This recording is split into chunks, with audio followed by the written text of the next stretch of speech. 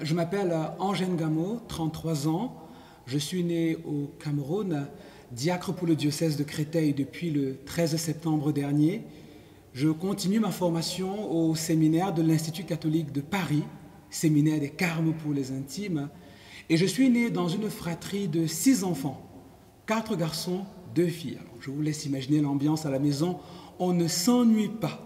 Mes parents, depuis tout petit, m'ont catéchisé et ont fait ce qu'ils ont pu pour que je puisse vivre concrètement de la foi que nous recevons de l'Église. C'est dans ce contexte-là que, autour de mes 16 ans et demi, j'étais jeune bachelier à l'époque, papa m'a appelé. Il m'a emmené à part, nous étions seul à seul, lui et moi, et il m'a posé cette question. Il m'a dit, Ange, n'as-tu jamais pensé à devenir prêtre ? Sur le coup, je n'ai pas su quoi lui répondre, mais j'ai réalisé assez vite qu'il avait réussi à mettre des mots sur quelque chose qui m'habitait, qui me travaillait. On peut dire beaucoup de choses de la mission fondamentale du prêtre. À titre personnel, je crois que la mission qui me fera me lever le matin peut peut-être se résumer en 3 verbes. Annoncer, célébrer, réconcilier. Annoncer l'Évangile parce que notre monde a besoin d'entendre la bonne nouvelle de cet Évangile. Le Christ est ressuscité pour que tous les hommes, pour que toutes les femmes puissent échapper à la mort et vivre dans des conditions dignes. Célébrer. Célébrer parce que quand l'Église se rassemble pour célébrer, elle devient signe de cette bonne nouvelle. Et le 3e verbe, réconcilier. Réconcilier parce que notre humanité est bien trop souvent divisée.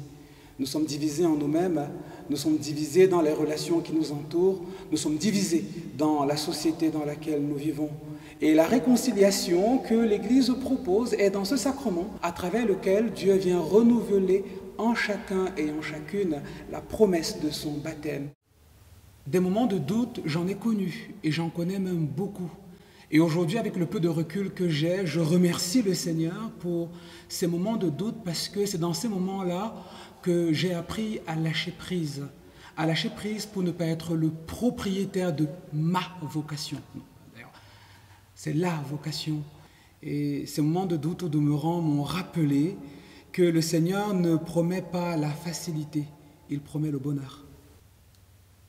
Un appel que je voudrais lancer à ceux et à celles qui vont nous écouter, qui vont nous regarder à travers cette vidéo, c'est d'abord de comprendre que l'appel de Dieu résonne dans l'appel de l'Église.